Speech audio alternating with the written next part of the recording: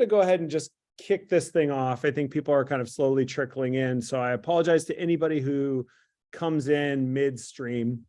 I would say today's presentation will probably last us anywhere between like 40 and 45 minutes, which is going to leave a ton of opportunity for questions. Feel free to just pepper those right into the comments if you want. We will try to be vigilant in terms of watching the comment section or question section. But I'm going to get us kicked off here. So I got us kicked off a little fast, but let me go backwards if I can. Can't, that's fine. So good morning, everybody, or afternoon if you're on the East Coast, like my colleague Chris Moody is. I'm Matt Amundson. I'm an executive in residence here at Scale. I work specifically on the Scale portfolio team, which means I get the awesome opportunity of working with some of the best and brightest marketing and sales development departments within our portfolio. So it's an absolute blast for anybody who is a marketer on this call. I highly recommend if you ever get the opportunity to be an EIR, it is the world's greatest job. And I get to work with some of the greatest people here in Silicon Valley. So the charter of the Scale platform team is, our goal is to help our portfolio teams build and optimize hypergrowth go-to-market machines. Well, what does that mean? Because that seems a little hyperbolic, but bear with us, we're marketers. Let me just move us on to the next slide. So we leverage an expert network to provide a whole suite of offerings.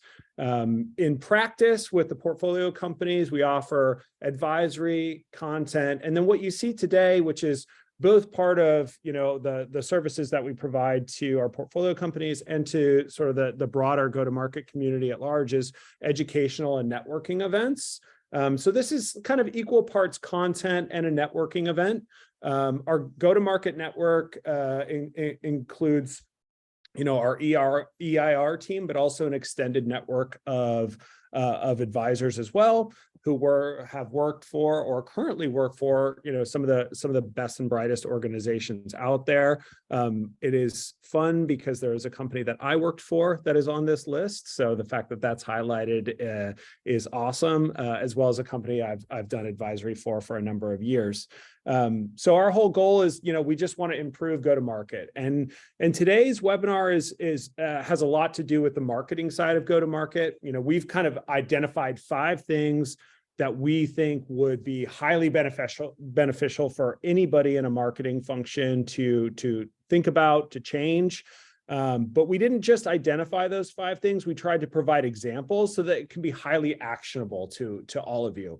Essentially, what we want to give you is an opportunity to have, here's 5 ideas that I can go out and I can implement realistically, but probably before the end of this month. They are tactical and strategic. So there's a couple different ways to approach that. But I want to go ahead and get into the meat of the content here and kick things over to my colleague Chris Moody. Chris, I've known for a number of years. First met him while he was working with Craig Rosenberg and Scott Alborough at an advisory firm called Topo, which was later acquired by Gartner. Spent some time there before moving into his role now at Demandbase. Incredible, thoughtful go-to-market leader, and just a super fun guy to hang out with, and that's why he's on the webinar with us today. So Chris, thanks for joining us. Thank you, Matt. I had baby duty last night, so for those of you who don't know me, we have 4 kids. We are done at 4. Our youngest is 2 months, and she's actually one of the better sleepers in the house. So I am refreshed, excited to be on this with you. Also see that Craig Rosenberg is on, so we'll be sure to roast him throughout the day. Yeah, if anybody on the call has any thoughts on Craig, please feel free to share those in the comments section as well. He's well known for quite a few kind of like sayings or colloquialisms that people love to talk about. I think Chris was talking with me and some of the group prior to the call. What was your favorite there? Oh yeah, it's called the swoop and poop. I was just putting it in chat. So we would build something amazing. We would validate it, test it with a lot of customers. Craig's signature move was to come in at the last second and be like, this just isn't good. we need to change some things. But no, like one of the best people in the world, one of the best people to work for. And it was kind of an awesome story of how we got to work together too. I mean, he called me at one point and just said, look, I love you no matter what you do. Let's talk about Duke basketball, which you can see throughout my office. He was like, let's talk about Duke basketball. And if we can't get you here this time, we'll try again. And, it was one of the best runs of my career. So thankful for that. But yeah, I think the more you love someone, the more you roast them, right? No, yeah, exactly. It is the sincerest form of flattery. So, all right, well, let's hop into it, Chris. All right, sounds great. So just to reiterate, I'm Matt Amundson, Executive Residence here at Scale. I'm joined by Chris Moody, who's the head of go-to-market thought leadership for Demandbase. So why don't you kick us off, Chris? All right, great. So a couple things. Number one, we are doing this survey again right now. So I'm sending LinkedIn connections as folks join. I'll be sharing a call to action to get a couple more participants and respondents here. But when we survey the C-suite and go through and try to understand the biggest factors that are critical to driving their growth, the last time we did the survey, and this is a pretty big sample, we're talking thousands of people here, thousands of leaders, sales and marketing leaders, CMOs, CSOs, CROs, right? The 5 critical factors that came up the most. Number one was improving sales and marketing alignment, which we all talk about. We all pretend like it's fine. All of us want to skip meetings, but there's just no substitute for talking to people. So that's number one at 61%. That said that was one of their top challenges. We're going to do a double click on that on the next slide, and then we'll jump into some of our recommendations. Only 2 slides to set the stage here that Matt and I will talk through. But number 2 is increasing marketing investments, which candidly, as a cynical curmudgeon of a marketer, I think is hilarious that respondents are saying like, hey, if you want to drive growth, give us more money in a time where we're all the most challenged to do more with less than we've ever been, which Matt and I will talk about, especially our first tip. It's a lot about doing more with less and understanding what's going on. But then as you get into the next 2 that popped up as our top 5, improving SDR and AE efficiency and partnerships and channel. Those are both extremely important. I know that we've made strategic hires for both of those areas recently at Demandbase. We have a new chief sales officer. We have a new head of partnerships. They're both amazing people, but those are big parts of every business today. And then lastly, hiring more AEs. The irony here, right? Matt talked about how many of these are marketing recommendations. If we look at this, I would say 4 of these recommendations are more sales focused than marketing. So we have alignment with sales, improving SDR, AE efficiency, partnerships and channel, hiring more AEs. So the lines have to blur between marketing and sales. We have to work more closely together. We have some examples of that throughout the slides today as well. So Matt, anything you want to add here, anything that jumps out before we keep going? The reality is nothing jumps out, right? Like this type of stuff is true both in difficult financial markets and true, when things are more booming. So none of this really comes as a big surprise. I think the only thing that comes as a big surprise is the second one, right? Which is like, let's increase marketing investments, because kind of across the board, we've seen people trying to figure out how they can do more with less. And to your point, that's some of the content that we're trying to cover here in today's webinar. So I think if I was putting a CEO hat on, I'd be making bigger marketing investments actually right now in a big way. I think most people are pulling back. And so what it does is it actually creates an opportunity to sort of push forward. The one thing that I would say, and is sort of not covered across our 5, is I'd be making some brand investments at this point. I think, getting people to start to have a little bit of a relationship with your brand, not necessarily like come in and buy our stuff, is a big, there's a big opportunity for that right now. So how do we create a little bit more visibility? How do we do things a little bit off the cuff? We saw, some of you may have seen yesterday, a company that's a scale portfolio business, Reggie.ai, put out like a rap video, which like I thought was great. Putting those things out can like sometimes feel a little cringy or you're a little bit nervous to put stuff out like that. But it really showed personality, which I loved. And it was created by their team. So stuff like that like goes a long way right now. And, you know, it's rare when we're scrolling through LinkedIn and we see something that we can actually smile at. And that was one. So I don't know. I love moves like that at times like this. Yeah, love that too. And we can jump to the next slide, but to that point, we actually recreated the Office Space video where they smashed the printer. I was one of the folks who got to smash it with a bat. So for us, it was smashing the black box. One of our competitors doesn't give you the transparency that we think you need into understanding why accounts are recommended. So we went out and smashed this black box. So stay tuned for that video. Definitely more on the brand side than like, how will this get us leads, right? Yep. So this is the double click on alignment. So 61% said alignment. You can see Craig's in the chat saying that, you know, this is surprising we're still talking about it. Happens in every organization that we talk to. And I'm very fortunate in this role, much like Matt describing his role. We get to talk to a lot of folks, prospects, customers, internal sellers, churned customers, anyone in the world. We go out and talk and understand what their challenges are. And when we survey this and do that double click on alignment challenges, number one is still measuring different metrics. And we're going to hit on the tech stack in the very next slide, Matt and I are. So you'll see some of the reasons this can happen. But this is a huge problem. I know of a ton of CMOs where this has actually hurt their job and led to them leaving or being forced to leave, where different metrics that were important to sales and sales development and marketing may be conflicting with each other and driving different behavior. One great example is net new business versus retention, cross-sell, upsell. You have to have intentional metrics to drive the right behavior.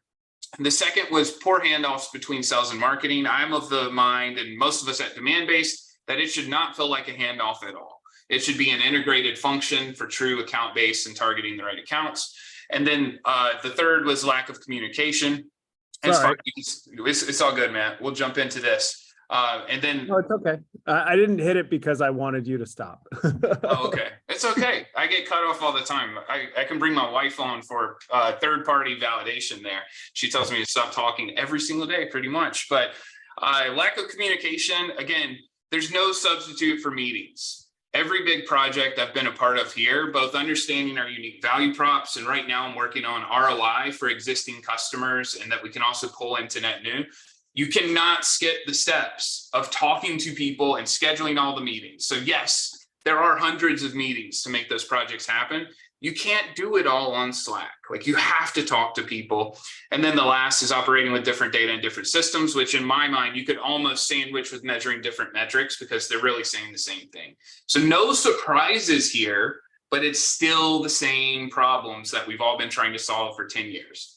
Yeah, and I think with largely distributed teams, there is most departmental leaders are making budget to spend time with their team, right? They're meeting up in cities, or they're doing QBRs together or whatever. I think, you know, one of the things that it would be highly beneficial that I think a lot of people are not doing is, when you do that, don't just meet with your marketing department. Bring sales leadership to that meeting as well. Bring SDR leadership to that as well, because a lot of, you know, the friction that can exist between these organizations due to a lack of communication is only exacerbated by the fact that we're in different cities, you know, we're in different time zones. We're just not on the same page, and you can alleviate a lot of that friction by just spending some time together. You know, it's amazing, you know, how much we take for granted. You know, going out to dinner with somebody, you know, how much closer you become with that person. It's a reason why, you know, people utilize it as a portion of a dating process, right? Like, that also works really well in business. And, you know, if you're a marketing leader or a sales leader, like, go out to dinner with with your counterpart. Go bring a product leader with you, bring the sales development leader with you, right? Like, you have to make an effort in order to create these environments of communication, not just rely on the technology that's kind of the technology du jour right now to try to bridge the gap between not being in the same city. Exactly right. Cool. Well, let's just jump right into it. So, you know, we've got 5 things to go through today. This was my number one. And the reason why this was my number one is, you would be shocked how many people I speak to both as an advisor here at Scale and in some of the advisory that I do outside of the firm, where people have, and probably folks on this call today are guilty of it. I know I've been guilty of it numerous times in my career as well. They have technology that's not fully deployed, and they've been pushing off a full implementation and pushing it off and pushing it off and pushing it off. And the reality is, you get this kind of psychological sunk cost bias where you're like, well, I bought the thing and it's a part of my plan, but like, I didn't really, I'm not getting the full benefit of it. And I'm not saying the way most people use Marketo, which most people use about 20% of Marketo, but it's like a core kind of product to their GTM stack. But I'm just saying, like, yeah, we never even got this thing off the ground, and it's not serving us at all. So one of the things that I wanted to call out here is, let's look at our tech stack broadly. Let's look at the annual cost of that. Whether or not it's been fully deployed should be your first kind of test for whether or not this is a bit of technology that we should be continuing to use. What is the throughput in terms of how much pipeline it's generating for us? And I think, like, if you just started there, that'd be a good way to determine which are the most valuable assets that you've brought on. The thing that I would say is take it a step further and also think about how much staff is required in order to manage that piece of technology. I think this is a bit that we don't often think of, is like, oh man, there's 2 or 3 people that actually have to do, the day-to-day work with it. There might be 2 or 3 other people that need to help us finish the implementation. How much bandwidth does our organization have to complete an implementation and actually go run this thing? And then, given the fact that we've seen, quite a bit of reduction in organizations, do we even have the staff anymore to run it? So, I know we all get really excited about the MarTech that we bring in, and we can't wait to deploy it. And we see these awesome LinkedIn ads and we go to these incredible events. But if it's not working for you, it's really time to cut ties and think about what could we be doing differently. Yeah, absolutely. I love this. A couple angles on that. The first, we had a revenue leader dinner and panel last week here in Raleigh, North Carolina, and a lot of great folks were there. And one of the CMOs said that with his budget, all the time, at every single time, he has stack ranked the most important pieces of technology and the least important. So if the call comes, hey, we have to cut things, the bottom performers are already on the bottom. So that's already identified, to your point, Matt. And then another thing that comes to mind for this too, I mean, the usage is extremely important. Most are not fully using all the tech that they have, right? Yeah. As marketers especially, and this is happening in sales too, because sales tech is growing so quickly. Shout out Dan Gottlieb, Craig Rosenberg, Sales Tech Mayhem, right? Like, we chase shiny objects. There's no better way to say it. Like, we do. Yeah. How many of us are factoring AI into everything? I mean, it's on our roadmap. Like, we're using it. It helps us. But we move on from something we should be doing better to find the next big thing before we do the thing that was the next big thing to the maximum ability. So there is a productivity increase we need to continue to look for here and challenge ourselves with. And then the third variable on this came out through almost 200 conversations with sellers, prospects, and customers. Our third unique value prop that came up the most was that the customers who are very happy with Demandbase, they feel like we are an extension of their team. So to the staff required to manage, right? Like, there was that, I'm feeling the TLC from you and you're making sure that I'm successful. You care about my success. And candidly, at Topo, I mean, that was one thing I felt like Topo did better than anyone. I mean, we had multiple leaders who would write into their agreements when they were switching jobs that I get to hire Topo. And, shout out Craig and Scott for what they built there. But there is that, what it's like to work with them and how they're enabling success, that is a harder to measure variable that you need to understand. Because when we look at pipeline and ROI, everyone in your tech stack is trying to take credit for the same thing. Yeah. Look, I will gladly sell you all Demandbase, and I think it's better than anything you could buy, like, for sales and marketing, right? Like, that's why I'm here. But we also know that when we're talking ROI, everyone's taking credit for the same thing. So we have to find other ways to show the return and the value of our tech stack. Yeah. And just before we leave off on this point, the one last bit that I just want to get across to everybody on the call is just because I've seen this strategy work every single place I've ever gone to, and every company that I've ever advised for, is most people's digital marketing is not what it could be, right? And a lot of us rely on digital agencies to help support us through that journey. And there are great ones, there are medium ones, there are bad ones. There are great ones that will give you a bad account manager and you'll have a bad experience, even though the firm itself is great. I highly recommend go out and look at 2 or 3 competitors, have them look at your digital ad performance and do an audit and let them tell you how they could make it better for you. And here's the thing, like when you're working with one of these service providers, they are not your staff, right? Like they're just a service. It is no big deal to move on from one service provider to another. It's not ripping out technology. It's not, it's not, building some crazy infrastructure to support bringing it on. And what you can see is a massive gain in pipeline creation, right? You can see massive efficiency gains in your spend. So I would highly, highly recommend this, because some of you people are going to take a look at this list and go, I could never move on from Marketo. Just the sheer pain of ripping that out and putting in another platform is just too much. And it would be too time consuming and too disruptive to my business. But changing digital marketing providers is not challenging. Changing a PR firm is not challenging. So your service providers are a great place to look at and say, can we bring in 2 or 3 other folks who can pitch to us, and can we show them our results and see what they could do better for us? So I'm gonna leave it with that. If you're not doing that, if you haven't done that this year yet, do it in the next month. I promise you'll see awesome results. I love that. And Jeff had a great question too. I just want to call attention to that. How do you put valuation on the functionality that you do use that supports team workflows and campaigns that's not directly tied to revenue?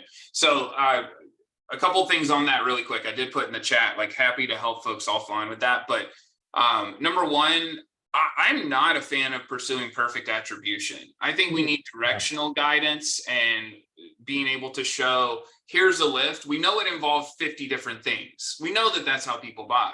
But if we can run a structured control segment and show how similar the control is to the group we're running through our account-based campaigns, as an example, we can show the engagement lift on the marketing side, the sales side, the revenue lift, the pipeline lift, all of that.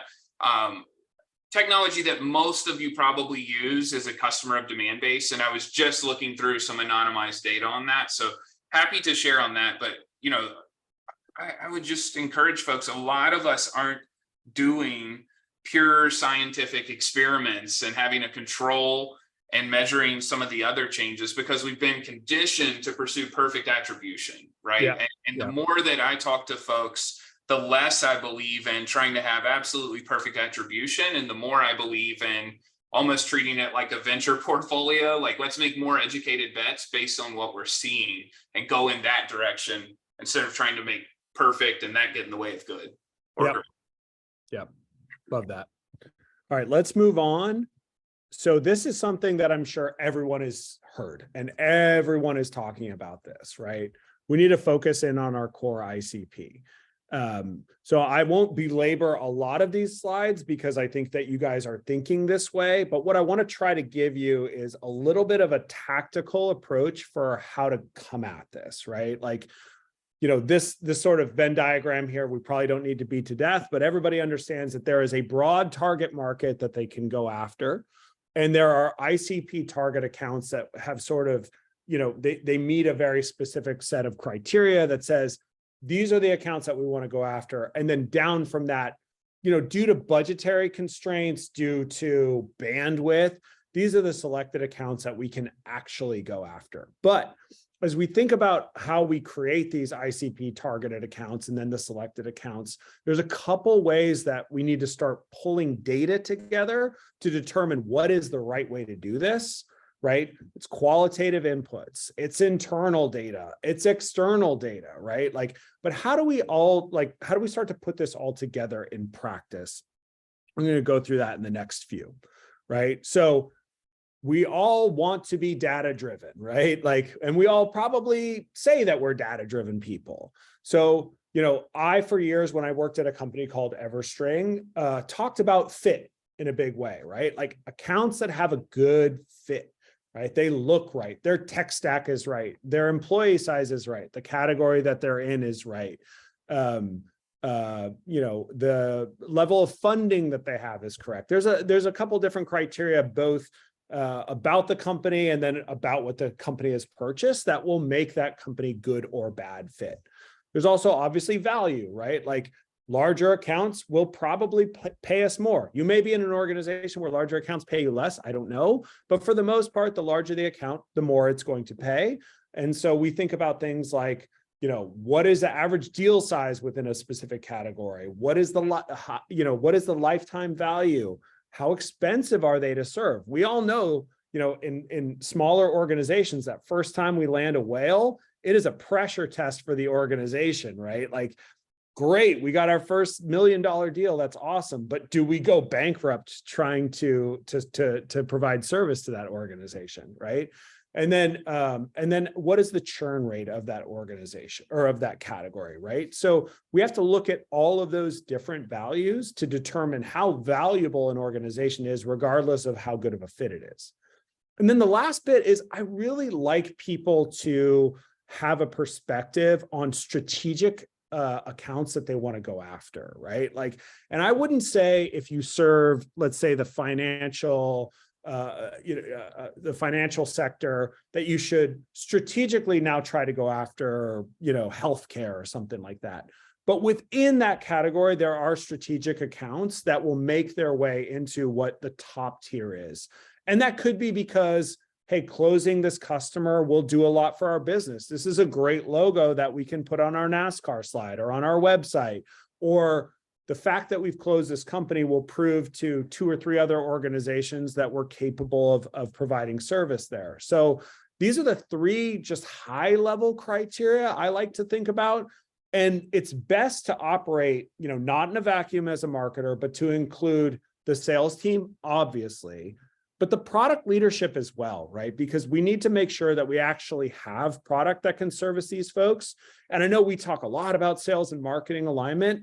Well, product gets left out of that conversation a lot, and you have to make sure that product is on board in order to go after accounts that look like this, go after a segment that looks like that, et cetera. So I would encourage everybody to bring that product leader into the room as well, as you think about how we're pulling this all together from a data-driven perspective.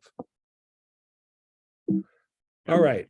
There we go. So when we talk about quantitative inputs, we talk about high win rates, higher spend, low churn rate risk, high growth, and then emerging market opportunities. But like, how do we sort of put that together, right? Like, we look at this all in mass with one another. It's everything that we talked about. How much is that spend going to be for the account? What does the technographic data look like? What does our churn and opportunity and close one look like? We have to pull all of those things together in order to come up with a very streamlined approach to these are the accounts that we want to go after. Similarly, I would recommend the same for qualitative, right? Like, where do we win most often and more easily? And that is a conversation that I don't know marketing is having enough with the sales team. Part of that you can get, like, you got to peer over your swim lane into your partner swim lane and say, which deals are we closing and what do they look like? And like, is there a cluster of more organizations that look just like that we can go after? And the thing that I will say is, like, as much as I want to get that information from sales, also, like, there can be, this kind of short-term bias where, hey, we closed this big account and it's awesome. And there may be some extenuating factor for why you closed it, and there's really not a there. So take that with a grain of salt, but that's all part of what we talked about at the onset of this call, is have better communication with sales. We will start to know which accounts have a larger average deal size. We want to go after that. Which accounts are less likely to churn, et cetera. So as you start to pull this qualitative data together, you need to have some interviews internally, right? Like I like to bring the execs in. What are the strategically important segments or accounts? And this plays into not just all those questions that are on the left in terms of what do we win more often and what churns the least, but like where is our product roadmap taking us so that we can ensure as a marketing department, we're starting to build a market segment. We'll talk about building markets here in the next couple of slides before we're really ready to go out and close a bunch of those, right? Like we'll go to the CS team. And again, we'll talk about which of the accounts are most highly engaged, right? Like not just which have the potential, but of our install base, is there some commonality between those that are really engaged? Is there commonality amongst those that are not so engaged and are most likely to churn? And then product marketing is telling us, hey, these are the markets that we could go into. I wouldn't recommend going into net new markets right now, but start thinking about what are the things that we can build towards as the market starts to correct itself a little bit. And then obviously those key questions we're getting from sales, like what are the deals that we're winning? What are the biggest deals? What are the deals that are closing fastest? All right, number 3. This is something I've been burning on quite a bit, right? And I think Chris, you've got a good perspective on this as well. But one of the things that I've been talking about a lot, not just here internally at scale, but sort of broadly across the market. And you're starting to see a lot of dialogue about this in places like LinkedIn around not just doing demand capture, but also doing demand creation. And, when I sort of get in the DeLorean and gun it to 88 and take myself back to 2011 and 2012, when I was working at Marketo, there was a much bigger focus on how do we create a market, right? And you saw brands like Marketo, you saw brands like HubSpot just cranking out all this content. Here's how to be a marketer in the modern era. And yeah, we were tracking who was reading that stuff and we were tracking who was downloading that content. But our expectation is that they would read it and then they would come back and read some more. And then they would visit our booth at Dreamforce. And then they would hit a demo request, right? Our goal wasn't necessarily like, hey, marketing automation, it's this new thing.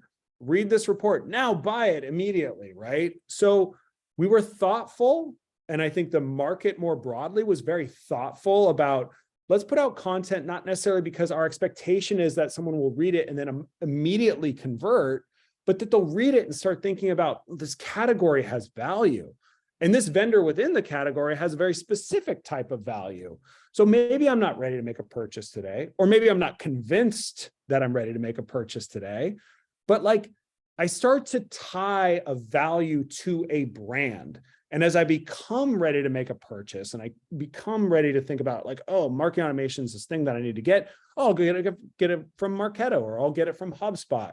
I'll get it from that person that's been educating me on this category and why it's important. And so the goal here is not about necessarily bringing a ton of leads into the funnel, but it's starting to create a category or create a community of folks that are going to be ready to be converted at some point. Chris, what are your thoughts? I love this. A couple of soapbox things. Number 1, leads aren't going to go away. Yeah. You're always going to have leads, right? So this is in addition to leads, which shout out Double Funnel. Craig and I worked on. If you know Double Funnel, awesome. The other thing I'll say for this, it just makes business sense to focus more time and resources on accounts most likely to buy, which is building on our ICP. Like we have to get in front of those accounts. We have a great quote I'm going to share with you in just a couple slides of the investigation into this that I led on a project. So we'll talk about that there. But then the other piece that I would really stress on this is the human element.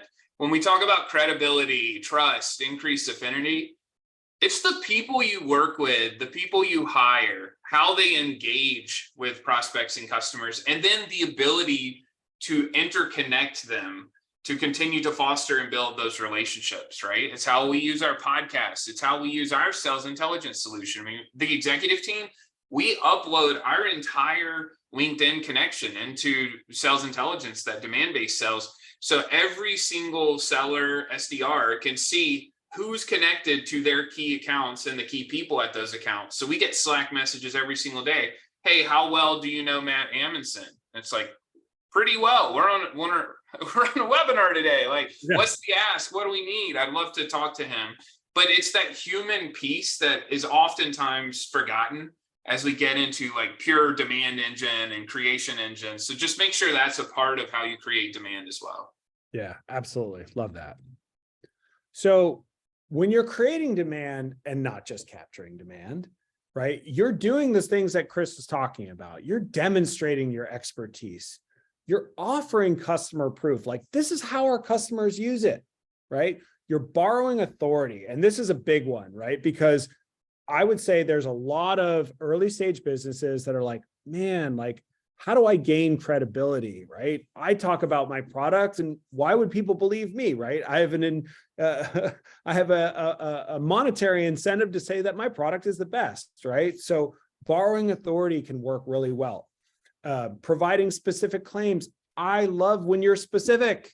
There's so many people that are just like, we're going to increase your pipeline. And you're like, great. How, right? Let's talk about the specifics of why. I think there was this awesome organization, that talked about specificity and how it wins. And it wins in this vein, right? Like, people need to understand what your impact on pipeline is, not just that your product helps create pipeline. Clearly state who you are for, right? This is a thing that I am very critical on for early stage businesses, because people are like, oh, we're for sales and marketing. Won't work. Maybe it will at some point, but in the early days, be clear about whose problem you're trying to solve. Is it sales? Is it marketing? Is it customer success? Is it finance? Is it HR? Be clear about that. It's great to tell this massive business impact story. I get it. But like, you need to be clear about who's the buyer and the practitioner of your product. And then showcase your product. Don't keep it hidden. Don't keep it buried, unless you should, in which case, please do. But like, people want to see how the product works, not just the vision of what the product can do. So we've identified examples of ways that you can do this in advertisements, in ebooks and webinars and things like that. And we're going to show those to you here right now. So we all know Drift, right? Drift was, lighting the world on fire for years and years and years, and still a very successful business. But, they did a great job with this ad on showcasing their domain expertise, right? Like, we are an expert and let us talk about it, right? Like, here is our VP of revenue marketing, Justin Keller, who I think probably most of the people on this call know. And it's like, here are the 4 go-to-market plays to drive more revenue faster in 2023. Hey, we're doing a webinar that's very similar, right? Like, he wants to show you this is the way to do marketing. Like, build trust with your customers by showcasing that you understand marketing as a whole, not just, here's a chatbot and why it's going to work well for you. And then I love this example from Jody, who I've known for a long time. Chris, you want to take us through that one? Yes. So this connects to a couple things we talked about already. Number one, this happened on a real live Zoom meeting. You can't skip the meetings. It was a recorded interview, and I was talking to Jody about some of the success she's had with Demandbase. She's a champion there, understanding what her challenges are. And she said, look, one of the reasons I switched from one of the competitors, I cannot build trust or buy-in with my sales team with a black box. And she said, I don't ever want sales to say who picked these accounts. And it was one of those, my head almost exploded when she said it. I said, hold on, let's pause. I need to write that down. I need to flag that. And then we started to pull those quotes into our website. So we still have a ton of work to do to improve how we message, right? We're not perfect, but we are letting customers tell that story, because for our prospects and our customers, we will connect you with Jody. You can hear this from her, but it was also baffling to me when we talk about the ICP, right? The competing solution she was using, they were getting accounts recommended, which every sales leader just wants a great list of accounts. But when an account is not great, they want to know why. Yeah, And why? she could not answer the why. So it was like AI, jazz fingers. And that does not work. Like the jazz fingers were not working. And we don't want to put anyone in that position. So this was one tiny little quote that creates a whole narrative and a wedge that we're trying to introduce in the sales process, and have trained every single seller on telling Jody's story. It's not us telling the story for Jody. It's literally, here is her story. You can talk to her too. Yep. Yep. And then I just love this, like this example of borrowing authority, right? Like 5tran is doing some of the best marketing in B2B right now, in my opinion. I'm a huge fan of their marketing department. And here they're sort of illuminating, hey, like you trust us, you don't trust us. Well, here's two people that are well-known thought leaders in this category who are speaking on our behalf on this very specific topic, right? Like, put this stuff out there. Don't just put it, like, the biggest mistake that you could do is if you had two speakers like this, just saying, hey, meet us at this event, right? We'll be on at 10:30. Who are these people? Why do they matter? What are they talking about? Put that out in front, right? Like, too often we're in such a rush to get the story out that we're going to be at this conference and we're presenting at this time that we skip over the part of, here's what we're going to talk about. And here are two people that are really, really smart. And here's a little bit about each one of them, right? I think oftentimes we just want to be slick, and it's just like, it's here, but take your time. People really want to see this stuff because they want to have an understanding of what the conversation's about. And that helps tie you to really smart, intelligent people. All right, I'm going to keep us going. We are actually starting to run a little bit behind schedule, Chris. So I just want to, maybe we don't have to go into each one of these specifically. I mean, we've got a demand-based guy on the call, so I would love for you to talk about your ad, but zero-click content is something that I'm extremely passionate about. And the reason why I'm passionate about it is the third example that we have here, which is from Gong, is something that everybody wants. People are like, how do I get the Gong effect? How do I get the Gong effect? And it's pretty simple. They were really clear about the types of content they were going to put out, and they just put it out there. They didn't put it behind a form that you had to fill out, and they don't even put it behind a click, right? And that's why I call this zero-click content. You do not have to click on anything, even if it's like, yeah, you don't have to give us your email to get this. I don't want to have to click anywhere. Just tell me what I need to know. So as I'm perusing through LinkedIn, I can understand the value, and I can tie that value directly to your brand. And I think that that was one of the most critical aspects of how they won the hearts and minds of the sales community. They were like, here it is. We did a report. Here were our findings.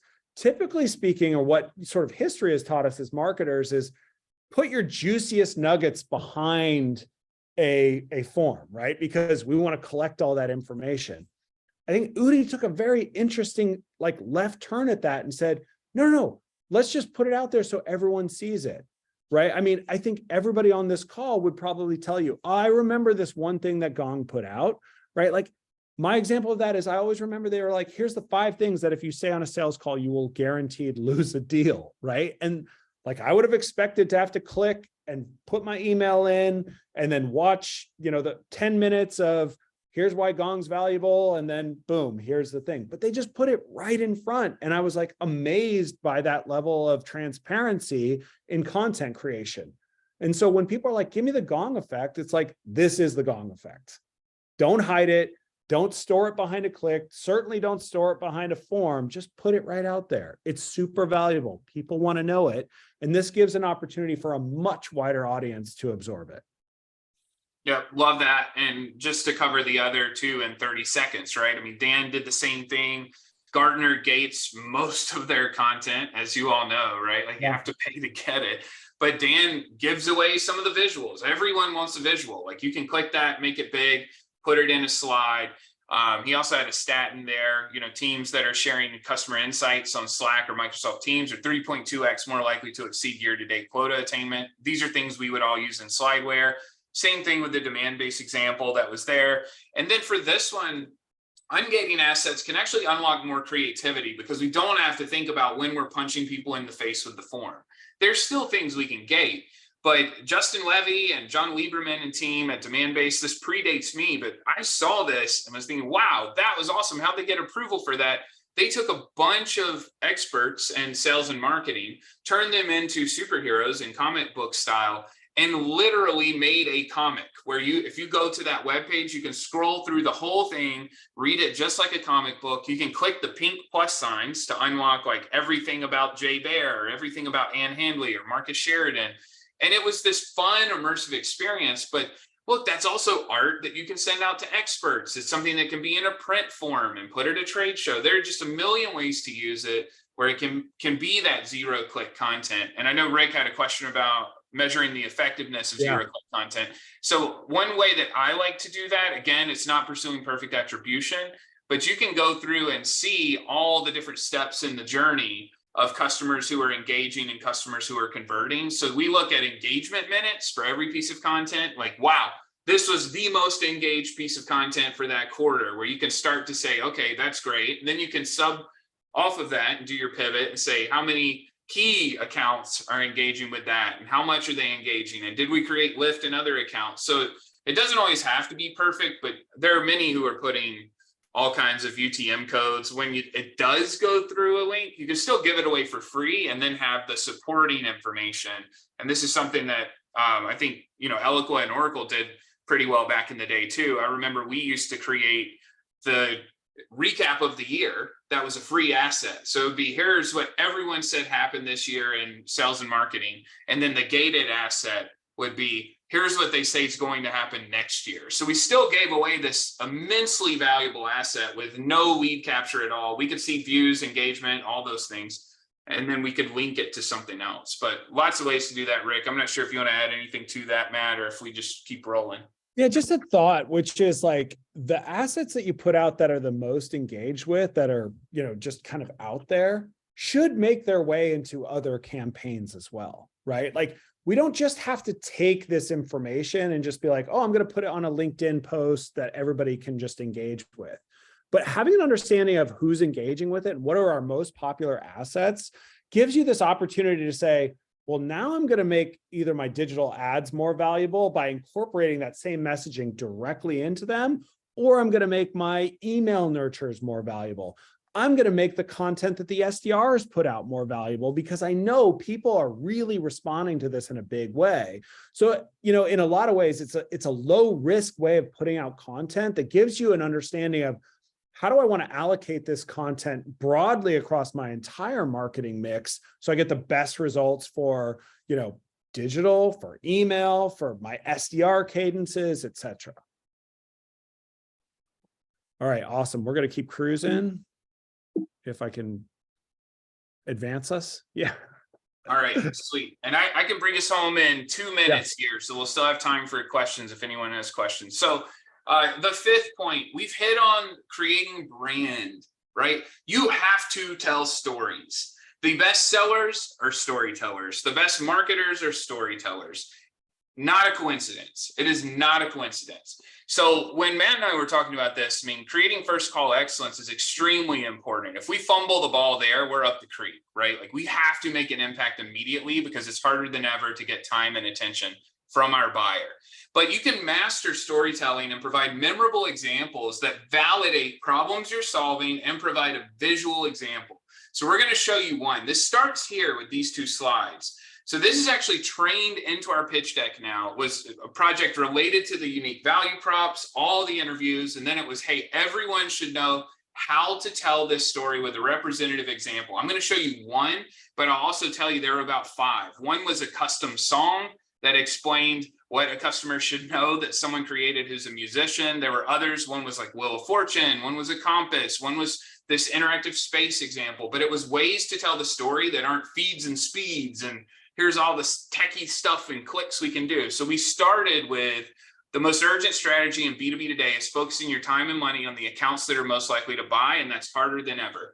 We force disagreement early. If you disagree with that, we want to know, and that almost disqualifies people, or it turns them into a case study. If someone's like, nah, it's super easy, great. We want to study you, tell us how you do it. We're going to feature that everywhere on our website. Then we hit third-party validation. This is a Gartner stat. So we know that 95% of a customer's time in the buyer journey is done without your sales rep. Then we jump into an example. So the next slide here, the example that I was really passionate about was Battleship. And it was explaining sales and marketing with Battleship. Now, a couple things. This can be done without slides. I mean, literally, this is a mock-up of this game that I have under my desk because I did the example with the actual game to show a seller how they could do it if they didn't want to show slides. You could also draw it on a whiteboard. I kind of mocked that up for them to tell the story. But the point is, people will remember how we're talking about this versus clicks in the product. So Matt, if you go to the next slide, we kind of open the box of Battleship. We explain the problem is that we know there are great accounts out there. We know that there's opportunity out there, but we don't know exactly where. And I don't know why Zoom does this now. The automatic screen dimming for accessibility, I'm sure, is the reason. But it'll catch up with us, hopefully, Matt. But looks good on my end. Oh, okay. Maybe it's some new feature for me. Sweet. So my screen is pretty much black, but I know what this is because I've prepped. So the point is, we don't know where all our best accounts are. Traditionally, we've done the spray and pray. We're trying to make educated guesses. But what if there was a way you didn't have to guess? So if you go to the next slide, what Demandbase can do for you, we actually can scan that open water. If you were playing the game of Battleship, it wouldn't be a random guess to understand where the ships are. We could tell you exactly where your key accounts are so that you can focus time and money on them and you know why you should be focusing on that account. So then if we go to the next slide, you're going to see that instead of it being this random guessing game and hoping that what worked last year works again this year, we can show you exactly where your accounts are so you can start to deliver value against them. Then you can go one more click, I think is the last build. If it's a little laggy for everyone, sorry. But we're not bombing ships. That was one thing. We kind of changed the game from Battleship. We're not trying to sink the ship, right? We're saying when you know where you should spend the most time and money, we can be more impactful to get those bigger deals because we know the validity of account base. We can hit you with the conversion rates, the benchmarks, all of that. But the point, we could use the game Battleship to explain exactly what we can do for a sales or marketing leader. And then they can remember that because here's the trick.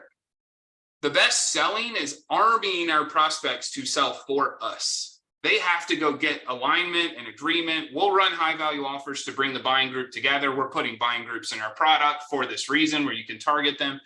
But we have to get them to be able to tell our story. And I will bet you my house that I am sitting in with 4 children and 2 dogs and my wife, that you tell this story, they're going to remember that a lot more than like, well, here are things you should know about Demandbase and here are the clicks we can do and cool stuff we can do. They're going to be like, look, remember the game Battleship? Like, we don't have to guess where the ships are anymore. That's where it's going to show us where our accounts are.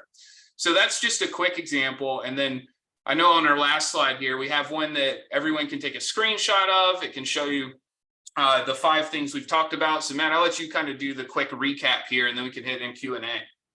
First of all, I would never, ever forget a sales pitch that involved Battleship. It was a seminal board game for my childhood. So I love it. It's so funny, actually, because people ask me all the time, what's the best sales pitch that you've ever heard? And I'm just like, I don't remember. I'm sorry. Yeah. There's and I think that speaks to the broader problem, right? Which is like, not a lot of these things are memorable. Almost all of them are exactly the same, right? Like if you're not getting like sort of, you're getting peppered with questions right at the beginning. Oh, let me take you through a deck and let me take you through the product and let me show you how that works. Like we all kind of expect it, right? Which is sort of what's wrong with go-to-market holistically. If we're downloading an asset and then an SDR reaches out to us and then we take that phone call and we get grilled by the SDR and then we talk to a sales rep who asks us the exact same questions again and then walks us through this stodgy kind of crummy looking deck and then shows us a little bit of a product, right? Like, how do we make that whole experience way more memorable, right? And how does that all come together? So hopefully you got some good tips from us on that today. But I'll walk us through briefly the 5, right? Number 1, we want to audit our tech stack and relationships, specifically with our service providers. If there's nothing else that you do today, go out, talk to 2 or 3 other digital ad agencies and have them run an audit on your current design. Number 2, focus on your core ICP. We gave you some tools for how to look at that, both from a qualitative and quantitative perspective. Number 3, create and intercept demand, right? Like, don't just capture it. We gave you a bunch of strategies on how to actually go out and create that, why it's important, what those assets need to look like. We covered some of that in the 4th point, which is get to the point quickly with 0-click content. Just get it out there, right? And then Chris brought us home with some of the best slideware I've seen in a while, Chris. So I just really appreciate a slide that builds. So thank you. Telling stories with sales and marketing and being able to create like really cool stories that people are going to go out, not just say like, oh, what was the best sales cycle I was ever a part of, but when they're doing the internal selling and trying to build budget and get consensus cross-departmentally, like, oh, hey man, you remember Battleship from when you were a kid? It's just like that, right? It's like cheating at Battleship. It's just going to tell us where all the ships are so that, we can sink someone's battleship or we can close a deal more effectively. So those are our 5 for today. Thank you all for joining us. I'm going to give everybody our contact information here. I didn't ask Chris if I could provide his contact information, but I just went ahead and did it. Yeah. So if you ever want to get a hold of us across, any of the business channels, we're available here, and here. And Chris, I just want to say thank you so much for putting together this deck with me today and being able to present this to the team and to all the participants on the call for taking time out to listen to the 2 of us chat about these things. We really appreciate that. And if you have any questions, please let us know. Hit us up on any of these channels. I will say everybody who is registered for today's webinar, we'll be sending out these slides. So no reason to ask. They're going to be coming your way, and then a recorded version of this webinar will be hosted on Scale, and I think Demandbase is going to get a copy of it as well. So thank you all so very much. I think I said this would take us 45 minutes. We're right here at an hour. So way to go. Just by the skin of our teeth. Chris, thank you so much. Thank you, Matt. Great hanging out and talking shop. Thanks everyone for staying the whole time. We actually didn't lose an attendee, which is always great to watch. Yeah. Awesome. And thank you, Craig, for all of your all of your wonderful, charming colloquialisms. We love it. And for not swoop and pooping this deck, Craig. Yeah. All right, everybody. Take care. All right. Have a good day. Thanks, everyone. All right. Bye-bye.